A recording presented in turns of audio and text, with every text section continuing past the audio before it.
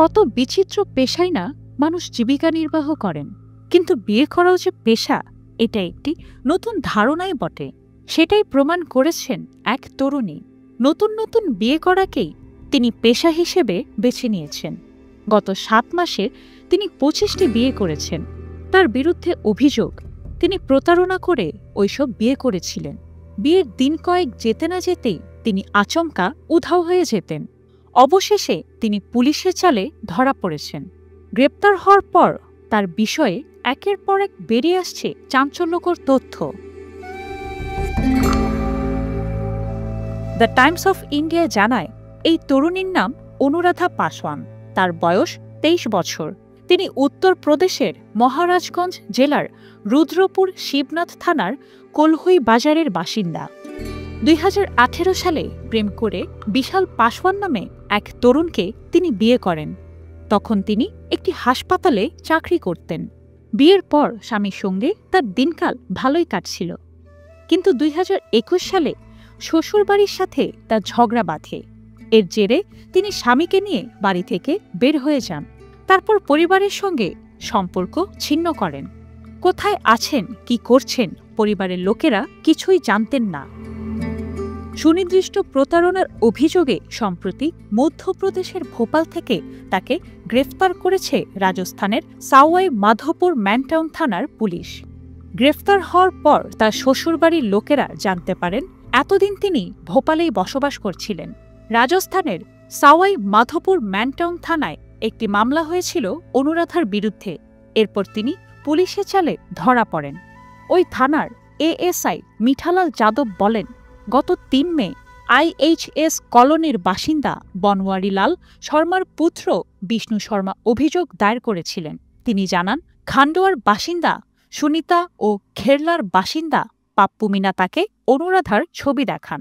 পাত্রী পছন্দ হলে দালালদের পারিশ্রমিক বাবদ তিনি 2 লাখ টাকা দেন। তারপর গত 20 এপ্রিল স্থানীয় আদালতে তাদের বিয়ে হয়। এরপর গত 2 মে রাতে গয়না, নগদ টাকা ও মোবাইল নিয়ে পালিয়ে যান অনুরাধা।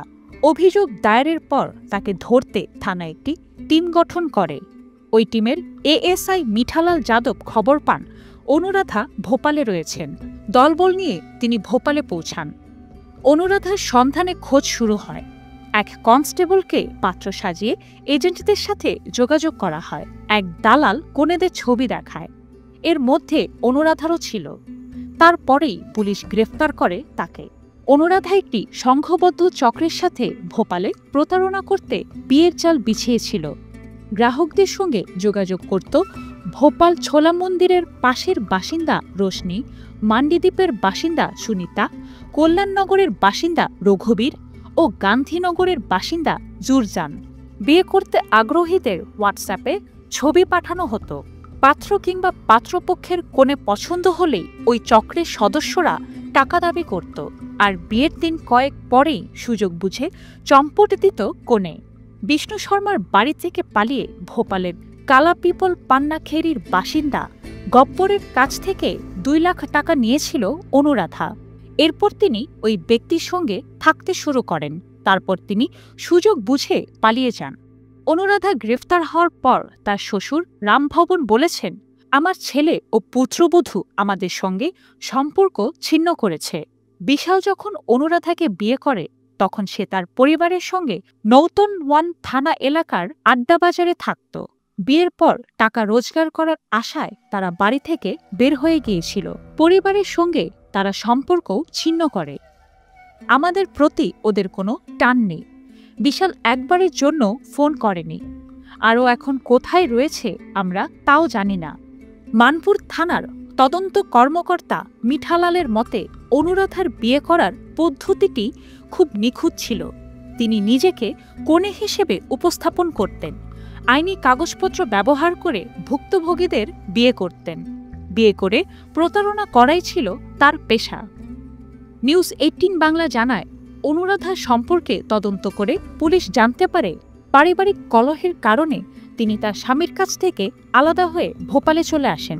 সেখানে তিনি স্থানীয় এজেন্টদের নেটওয়ার্কের মাধ্যমে পরিচালিত বিয়ে প্রতারকদের একটি দলের সাথে জড়িত হন।